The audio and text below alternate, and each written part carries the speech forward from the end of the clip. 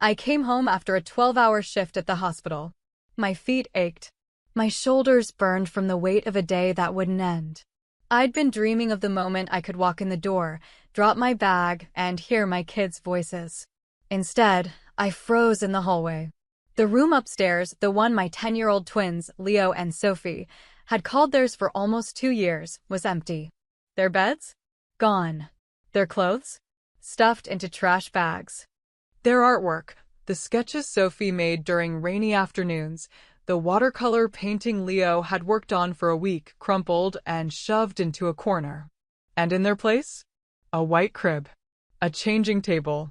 Stacks of brand new baby toys. It hit me like a punch.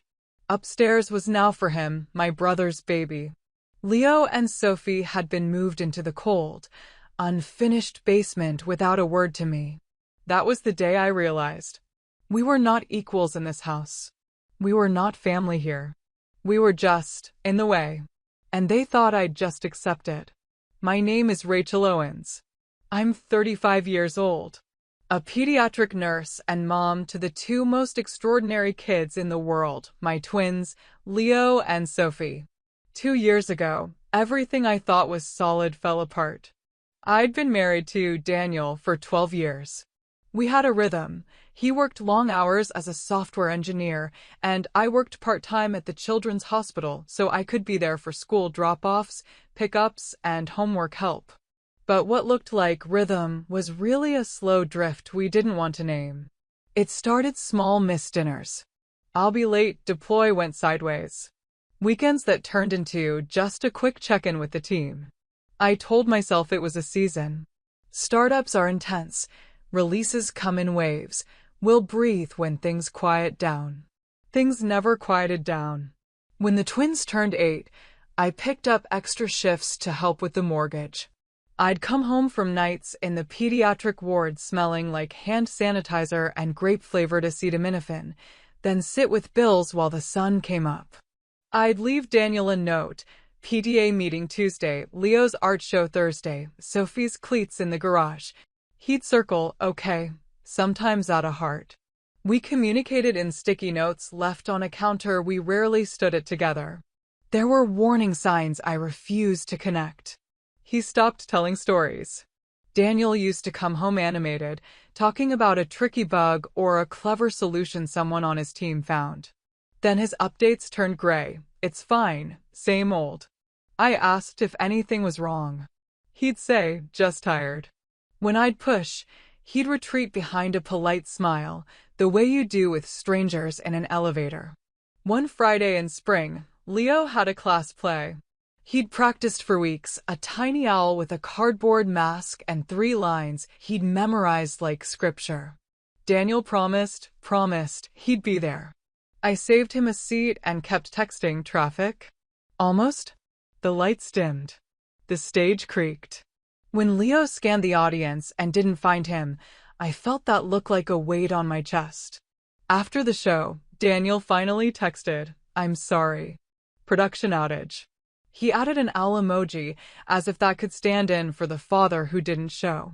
We fought that night, the quiet kind of fight where you speak carefully because you're afraid the truth might shatter what's left. He said I didn't understand how much pressure he carried. I said he didn't understand how much pressure I carried. We both said I'm doing my best, and neither of us believed the other. Then came Lila. I met her at a company picnic, new product manager, the one everyone said was saving the roadmap. She was bright and fast, the kind of person who finishes your sentence, but somehow makes it sound like your idea. She laughed at Daniel's dry jokes, and I watched the way he straightened when she turned toward him. I didn't think of fair then.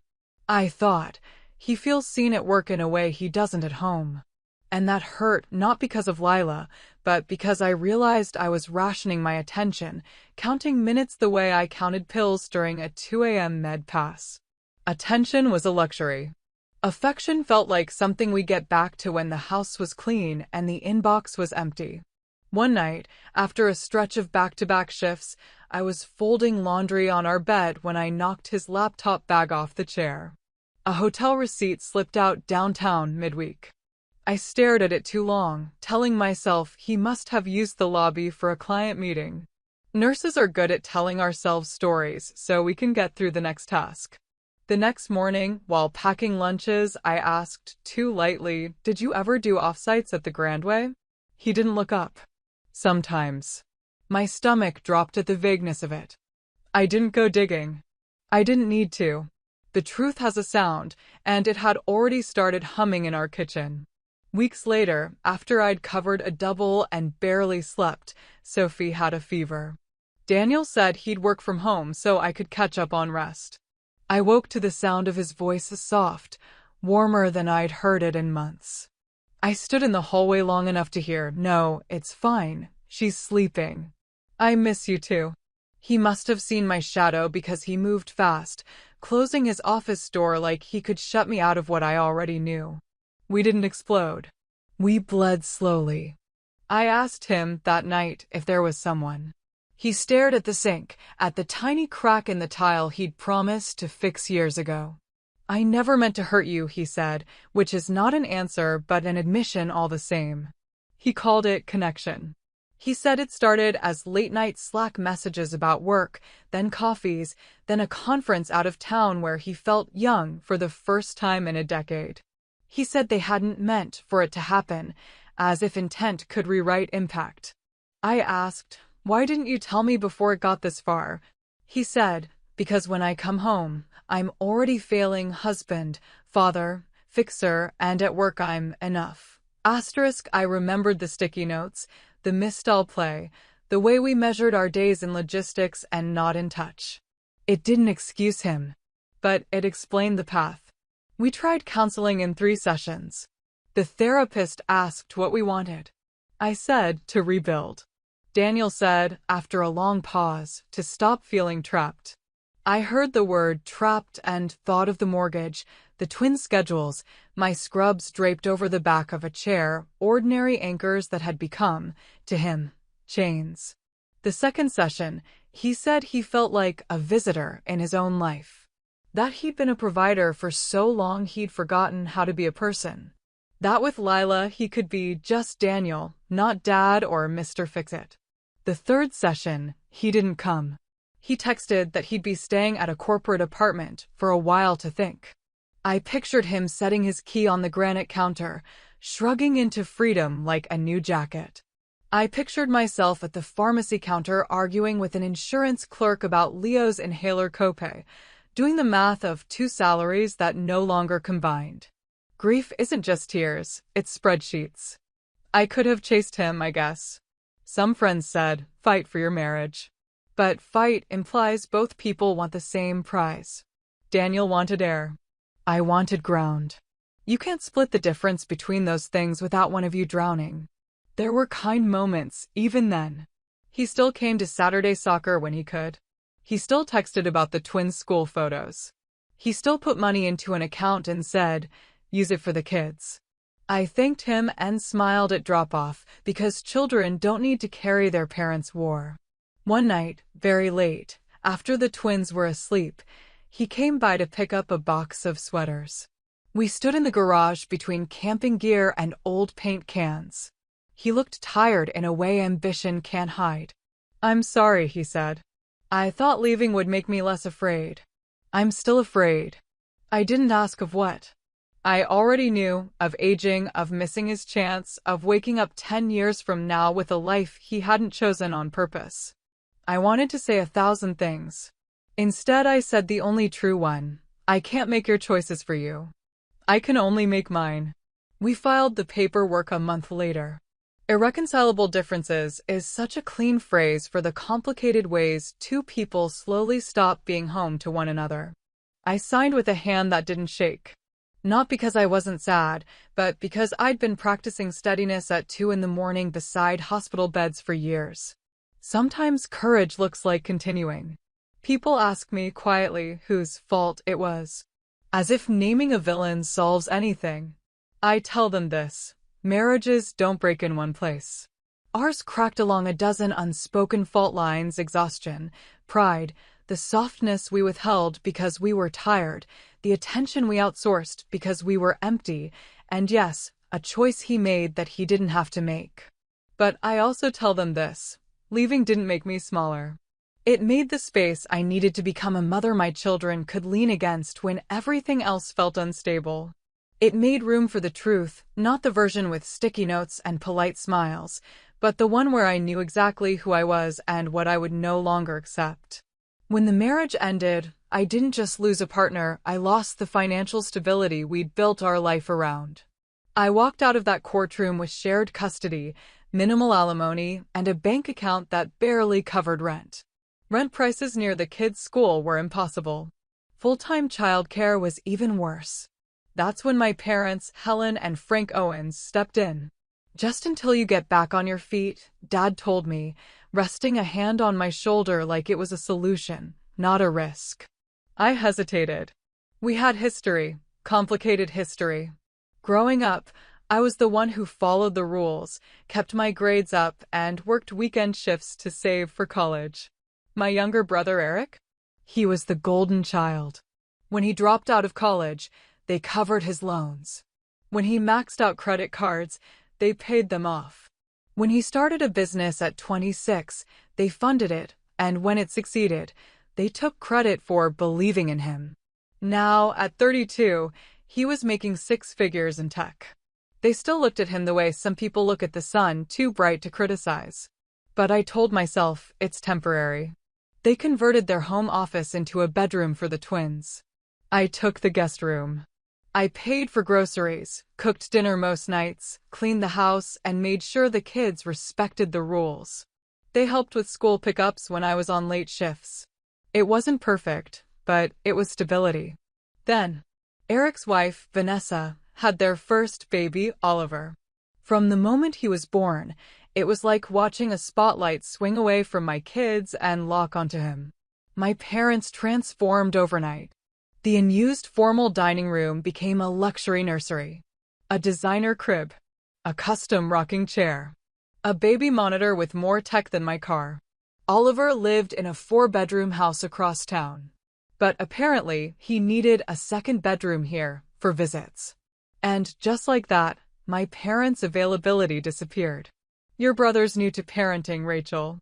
He needs extra support right now," Mom would say, as though I hadn't been doing it alone for years. At first, I brushed it off. New babies are exciting. I told the twins Oliver's little. He needs extra attention. Be patient. But then came Christmas. Leo got a used art kit. Sophie got a clearance rack soccer ball. Oliver, at 8 months, got a custom toy chest, a closet full of designer baby clothes, and a sterling silver rattle with his name engraved. And then the comments. "Oliver looks just like Eric did as a baby." Leo and Sophie, well, they take after their dad. As if that somehow made them less ours. I stayed quiet. I focused on my plan, save enough to move out by November. I even made a savings chart in our room so the twins could watch our house fund grow. By Christmas, I told them, we'll have our own home. Then came Sunday dinner. Eric grinned across the table. "We're finally starting the renovation. 6 to 8 weeks tops. We'll need somewhere to stay." Before I could respond, Dad said, "Of course you'll stay here. We've got plenty of room." Plenty of room? We were already living on top of each other. "Dad, it's already tight," I said carefully. Mom's face hardened. "Family helps family, Rachel. It's temporary. Just like our stay was supposed to be." The following weekend, they moved in Eric, Vanessa, Oliver, and more belongings than I thought possible. Everything changed overnight. Leo and Sophie's TV time? Gone, replaced with Vanessa's soap operas. Their small toy corner in the living room? Packed into boxes to make space. "Keep it down, Oliver's napping." "Don't slam the door, Oliver's eating." One afternoon, Sophie came in from the backyard, tears in her eyes. "Grandma said I was too loud jumping rope," she whispered. But Oliver wasn't even sleeping. He was with Aunt Vanessa. A week later, Leo came home with news. His art project had been chosen for a district exhibition. He tried to show Mom. She didn't even look up. "Not now, Leo. I'm helping Vanessa pick curtains." That night, lying in bed, I stared at the ceiling. 3 more months, I told myself. 3 more months. And then, the texts. From Leo, Mom, they're moving our stuff. From Sophie, Grandma says we have to live in the basement. This is not fair. From Leo again, please come home. It's cold down here. I called. No answer. I begged my supervisor to let me leave early, handed off my patience, and drove home gripping the steering wheel until my knuckles ached. The basement was dark. Musty. The faint smell of mildew clung to the walls. My dad stood there, calm as anything. Oliver needs more space.